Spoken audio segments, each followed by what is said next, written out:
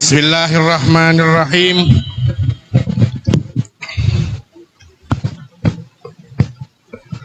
Assalamualaikum warahmatullahi taala wabarakatuh. Alhamdulillahilladzi bi ni'matihi tatimmus shalihat. Wassalatu wassalamu ala sayyidis sadat wa ala alihi wa sahbihi anjumi zuhrat wa misbahun nirati amma ba'd. Qala Allah ta'ala bismillahirrahmanirrahim.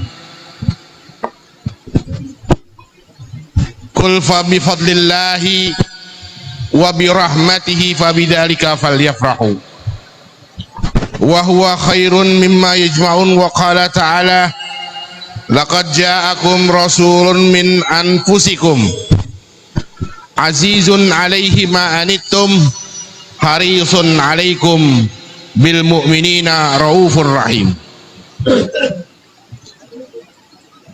Wa qala nabiyyuna Muhammad sallallahu alaihi wa alihi wasallam inna ma'ana rahmatun muhdah. Hadratal mukarramin wal muhtaramin, yang saya banggakan, yang saya cintai, seluruh jamaah Darul Mustafa dari segenap persatuan majalis-majalis ta'lim yang tergabung dalam Pondok Pesantren Darul Mustafa. Yang saya hormati segenap para asatid yang berkenan hadir pada malam hari ini, dan yang saya cintai seluruh santri-santri dan jamaah majelis-majelis ta'lim. Yang saya hormati guru kita bersama Abu Ya Kiai Haji Hamzah Hamdani, dan begitu juga yang saya hormati keluarga besar dari kami semuanya yang semuanya hadir pada malam hari ini. Puji syukur kehadirat Allah Subhanahu wa taala yang masih memelihara kita sehat walafiat, tidak kurang satu apapun. Puji syukur kehadirat Allah Subhanahu wa taala yang masih membimbing kita, yang malam hari ini kita diarahkan kepada suatu tempat yang mulia, pada malam yang mulia, dan kita semua berkumpul insya Allah bersama orang-orang yang mulia. Dan tidak keluarlah kita dari tempat ini kecuali kita semuanya mendapatkan kemuliaan dari Allah Subhanahu wa ta'ala, bahwa apa yang kita maksudkan dari kumpulnya kita malam hari ini, dua tujuan utama. Pertama, kita merayakan dari peringatan maulidnya Nabi kita Muhammad sallallahu alaihi wasallam, dan malam di mana kita mendoakan terutama orang tua dari keluarga kami. Terima kasih sebesar-besarnya atas hadiah dan sedekah yang telah ditunaikan pada malam hari ini. Kami titip semua itu pada Allah Subhanahu wa ta'ala. Semoga apa yang telah kita dermakan dibalas ganjarannya berkali lipat oleh Allah Subhanahu wa ta'ala. Jamaah yang dimuliakan Allah Subhanahu wa ta'ala, bahwa datangnya kita kemari ada yang saya lihat tadi lewat jalur Pekayon, ada yang lewat Galaksi, ada yang lewat tol. Saya lewat Galaksi macet. Tujuannya satu, tujuannya sama, yaitu menghadiri acara mulia pada malam hari ini. Jalan yang kita lewati bersama-sama tadi berbeda-beda. tapi tujuannya sama. Dalilnya yang mengarahkan kita beda-beda, tapi motivasinya, semangatnya sama. Orang bertanya kepada kita, mana dalilnya atas apa yang kita selenggarakan malam hari ini? Maka para hadirin sekalian yang dimuliakan Allah Subhanahu wa Ta'ala, agama kita telah menitipkan suatu yang menjadi pedoman kita dalam menjalankan hidup ini, yaitu agama yang dibawa oleh Nabi kita Muhammad Sallallahu Alaihi Wasallam. Maka agama yang dibawa oleh Nabi Muhammad Sallallahu Alaihi Wasallam itulah adalah dalil dalam menjalani hidup kita ini sebagai navigasi agar kita selamat, agar kita sampai pada tujuan. Dalil yang disepakati oleh ulama itu paling tidak setelah dirumuskan menjadi Al-Quran, hadis, ijma, dan kias. Itu yang disepakati oleh semua ulama. Di luar itu masih banyak dalil-dalil lain untuk istimbat suatu hukum. Ada yang disebut mas'alatul mursalah, ada yang disebut dengan satud darai, ada yang disebut dengan istihsan. Nah, itu dalil-dalil. Dalam dalil hadis saja, kalau orang tidak memahami dalil, tidak memahami hadis saja, bisa saja hadis itu menjadikan kita sesat.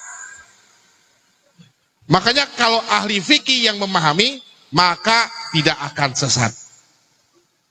Orang yang tidak paham akan dalil bukan berarti nggak punya dalil. Orang yang beda dalil, ya, bukan berarti dia nggak punya dalil. Kalau Anda kemari tadi, dalilnya kan beda-beda, macam-macam. Bukan berarti Anda nggak punya dalil. Anda mempunyai dalil tersendiri. Maka piciknya kita sekarang, kalau ada orang yang dalilnya beda sama kita, maka orang itu dianggap gak punya dalil. Kalau orang berlandaskan pemikiran dalam beragama seperti ini, maka orang tersebut picik dalam beragama. Kalau saya tidak paham suatu dalil tersebut, bukan berarti saya nggak punya dalil. Saya belum paham akan dalil. Kalau Anda mempunyai dalil lain dan dalil saya beda, maka jangan saya katakan Anda nggak punya dalil. Dalil Anda dengan saya beda. Nah, demikianlah kita dalam memahami hukum agama. Tetapi yang kita ambil adalah spirit dalam beragama tersebut. Saudara-saudara sekalian yang dimuliakan Allah Subhanahu wa Ta'ala, maka kesempatan ini saya berikan beberapa tipe agar kita menatap bulan Maulid ini penuh dengan ketenangan dan keademan. Dalam memahami dalil agama, ada perlu yang namanya instrumen. Oke, bagi yang belajar ilmu, namanya ilmu mantek, di sana diajarin tentang muqaddimah 1, muqaddimah 2.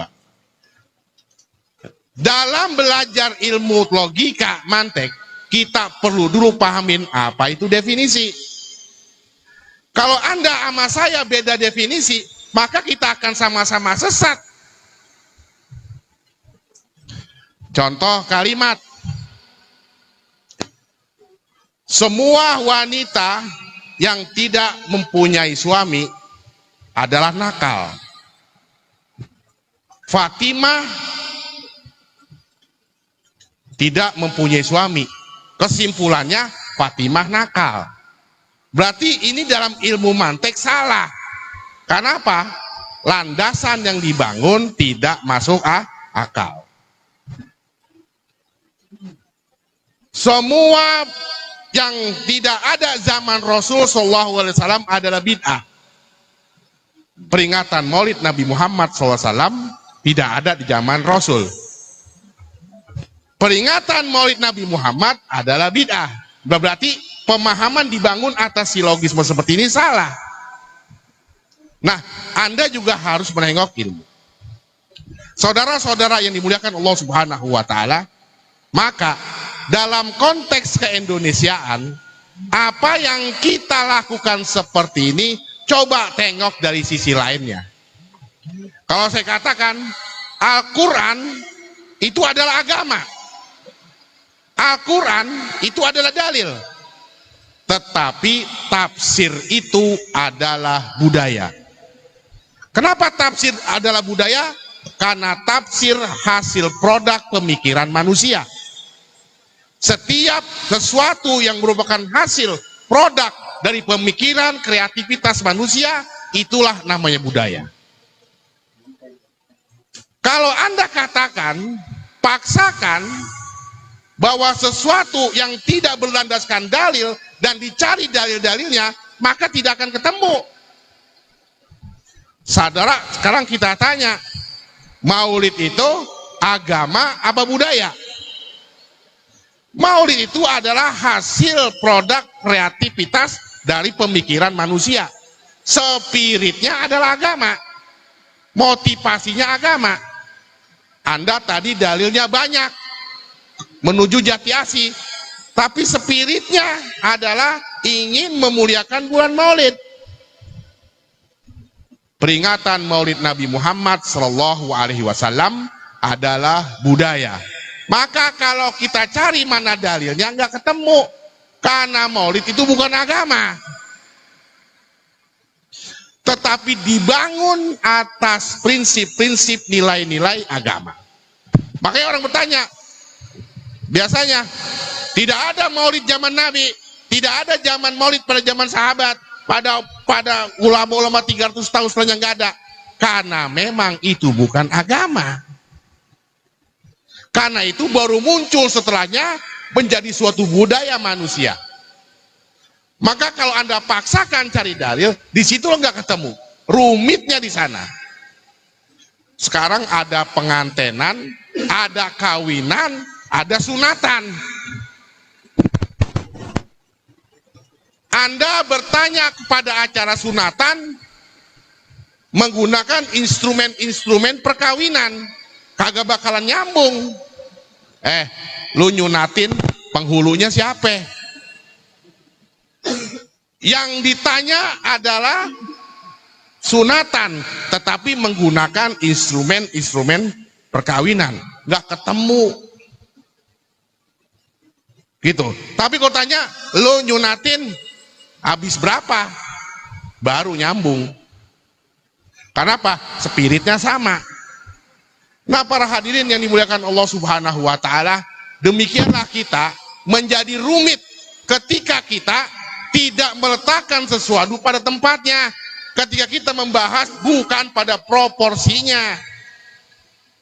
Nah, demikianlah bahwa peringatan Maulid pada malam hari ini ada beberapa poin yang saya pesankan. Pertama, sekarang lagi ribut, ini ada Habib Mustafa, orang ribut masalah nasab, ragu.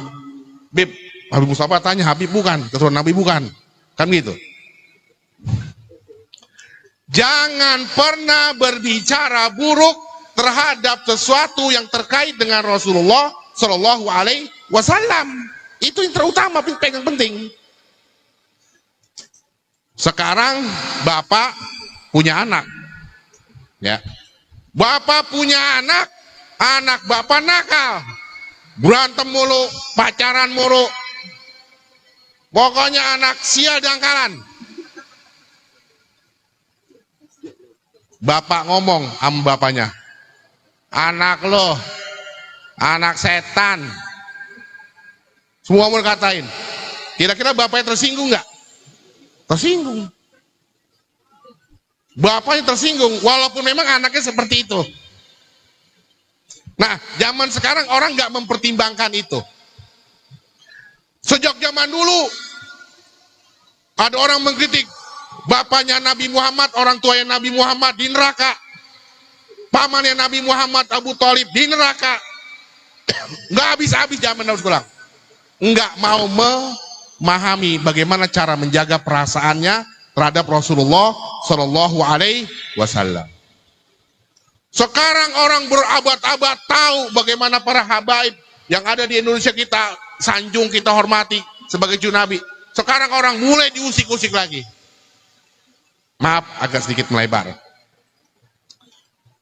Jangan pernah berbicara buruk terhadap apapun yang terkait dengan Rasulullah Shallallahu Alaihi Wasallam. Ini bagian dari adab kita kepada Nabi.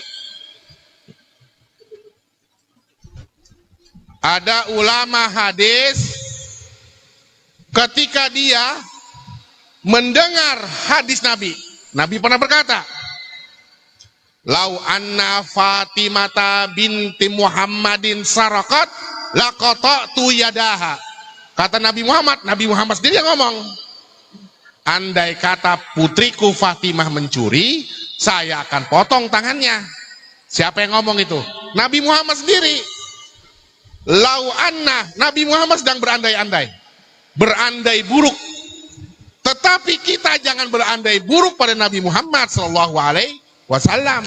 Sehingga ada ulama hadis ketika menyampaikan hadis ini, dia robah redaksinya. Lau anna fulanah binti fulan sarokot la kotok tuyadaha. Nggak mau disebut Fatimah, takut menyinggung perasaan Nabi Muhammad Sallallahu Alaihi Wasallam. Para hadirin yang dimuliakan Allah Subhanahu Wa Taala, apa yang kita selenggarakan ini maulid di mana-mana, maka intinya carilah motivasinya.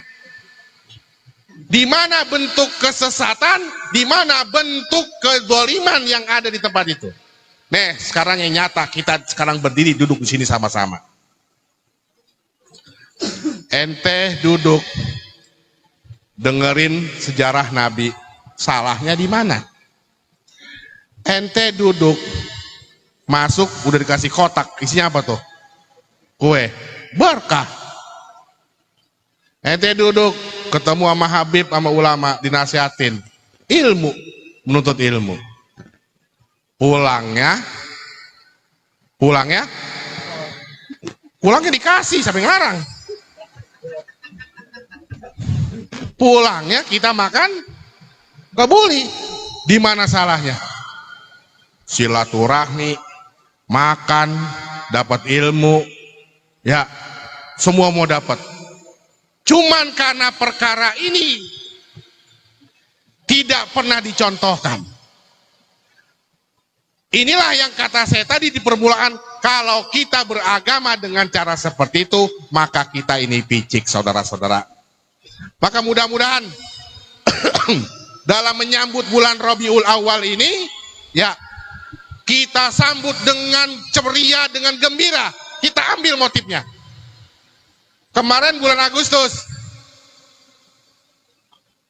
tanggal 17 Agustus kita peringati sebagai hari proklamasi kemerdekaan Indonesia. Rayakan setiap tahun, ulang tahun, udah ke-78. Ada zaman Nabi? Nggak ada. Tapi bukan itu yang kita maksud, adalah nilai yang terkandung dalam proklamasi. Apa Pak? Terbebasnya kita dari penjajahan, nikmat dari Allah Subhanahu Wa Taala. Itu qul fa bi fadlillahi wa bi rahmati, atas keutamaan dan rahmat Allah, fa bidzalika falyafrahu, udah pada gembira kita 17 Agustus ya. Ada yang panjat pinang, macam-macam. Itu ekspresi kegembiraan kita.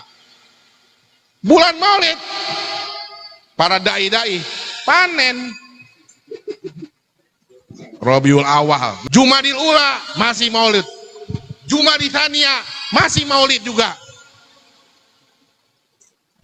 Mentok-mentok di Rajab, mentok di 27 Rajab pas Mirod, udah kagak ada Maulid. Tetapi acara bikin Maulid masih ada. Ya, Kata Imam. Oh, kan begitu Pak. Panen Pak ya. Berkah nggak guru? Semua juga ente berkah, di mana makan buli kan begitu. Itu keberkahan yang artinya secara kasar mata kita bisa lihat. Para hadirin, mudah-mudahan bulan Maulid ke depan berkah buat kita semuanya. Amin ya rabbal alamin. Pesan saya yang kedua, bahwa acara ini acara haul orang tua. Ada satu ungkapan buat saya, buat kita semuanya, bahwa magomnya orang tua lebih tinggi dari magomnya wali. Dari mana Ustadz? Ceritanya begini. Dalam sejarah kan ada zaman dulu namanya Bani Israel, ahli ibadah, namanya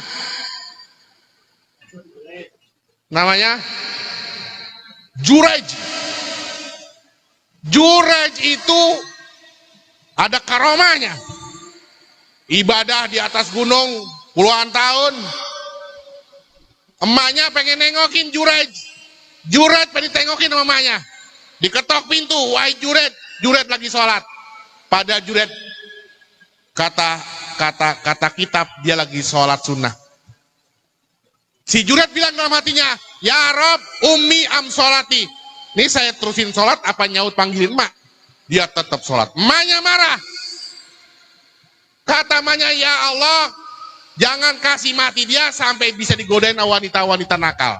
Waduh, emaknya sesumpah kayak gitu. Sampai kayak gitu emaknya sewot. Nggak berapa lama si wanita nakal datang godain Juret, Juret nggak mau. Wanita nakal itu turun dari gunung ketemu sama gembala kambing. Dia berbuat sama gembala kambing, dari perbuatan itu hasil anak. Ngomong di kampung, ini hasil perbuatan Juret. Pernah fitnah dia. Orang kampung marah. Juret rumahnya dihancurin, Juretnya bengep dipukulin. Akhirnya bilang, ada apa ini? Wah Juret, ternyata kau bohong. Ini anakmu zina. Mana tuh bocah?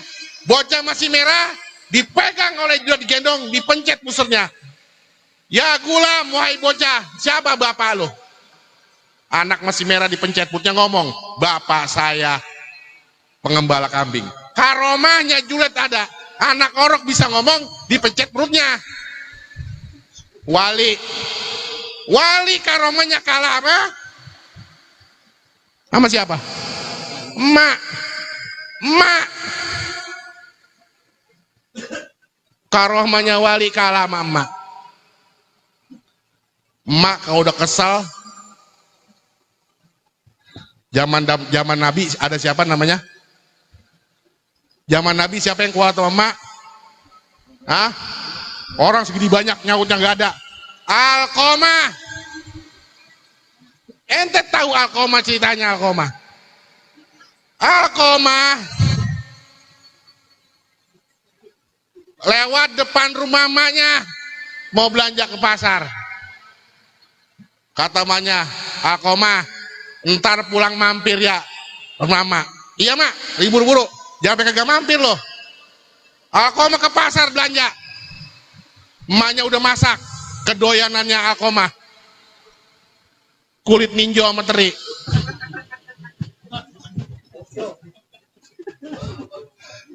Masih ada makan kulit ninjo teri? Hah? Wah enak banget itu. Emaknya udah masak capek-capek, nungguin. Alqomah di pasar udah belanja, bininya WA. Bang, buru-buru, ya enggak? Saya mau kondangan, ono rumah dari Jagen. Pulang ke rumah buru-buru, bininya WA. Pulang bininya, Alqomah pulang. Ditungguin itu mamanya sampai sore. Matanya sampai panjang ngeliatin kanan kiri, mana anak gua nggak lewat-lewat. Mulai detik itu emaknya marah, sewot. Gara-gara apa? Anaknya disuruh mampir nggak mau. Itu sebabnya Alqomah, bukan karena ngapa-ngapa kali. Pelit kali, bukan. Alqomah anak taat. Kata kitab, Alqomah anak soleh. Emaknya marah. Sakit Alqomah, lehernya tercekik, nggak bisa ngucapin la ilaha illallah. Panggil Rasulullah, nggak bisa. Emak. Kata Rasulullah, Pok, maafin anak lu. Kagak. Saya masih kesal dunia akhirat. Saya nggak redo. Apa segitunya? Padahal cuma disuruh Mampir. Padahal disuruh mampir. Marah segitu marahnya. Tapi kalau udah marah, ridallahu fi ridal, wasuhtullahu fi situ. Hari itu Tuhan marah karena namanya marah. Tercekek, nggak bisa ngomong la ilah. Kalau nggak dimaafin, saya bakar ini Alqamah. Abu Bakar kumpulin kayu, api udah tinggi, siap dilemparin. Emaknya nangis, ya Rasulullah, innahu ibni, itu anak saya, jangan diapa-apain. Baru gara-gara kulit ninjo.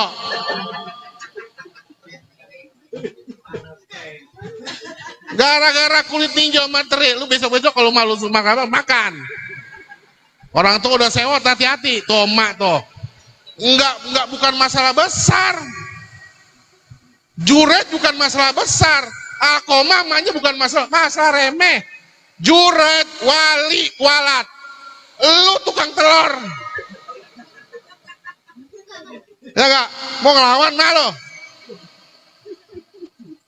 Ustadz bukan, guru bukan, pinter ngaji kagak lu. Sama orang tua ngelawan, walat. Contoh-contoh orang-orang dahulu udah cukup. Maka dari itu salah satu bentuk baktinya sama orang tua minimal kita doain. Yang seperti ini mas seremonial. Yang mampu bikin, nggak mampu nggak apa-apa. Yang minimal habis sholat doain orang tua. Ini oleh-oleh yang saya kasih buat kalian semuanya. Mudah-mudahan berkenan. Mudah-mudahan malam hari ini berkah buat kita dan orang tua kita di rumah. Amin ya robbal alamin. Wal afu minkum. Assalamualaikum warahmatullahi taala wabarakatuh.